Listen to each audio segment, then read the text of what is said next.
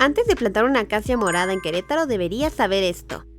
Hemos notado que esta especie se volvió súper popular en condominios y diseños del paisaje, pero casi siempre nos llaman por lo mismo, árboles debilitados con plagas o enfermedades. De hecho, en nuestra experiencia, todas las que hemos revisado tienen algún problema.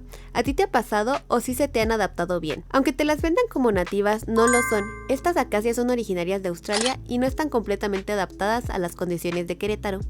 Son muy sensibles a malas podas y es sobre la puerta a hongos, bacterias y plagas. Además, como la mayoría son ejemplares jóvenes, ni siquiera las podemos tratar con técnicas avanzadas como la endoterapia. En muchos casos solo queda esperar a cómo responde el árbol y muchas veces no lo logra. Por eso, si estás eligiendo una especie, lo más importante es optar por árboles que estén realmente adaptados a la región. Pero cuéntanos, queremos leerte. ¿Has tenido una acacia morada que sí se te haya adaptado bien?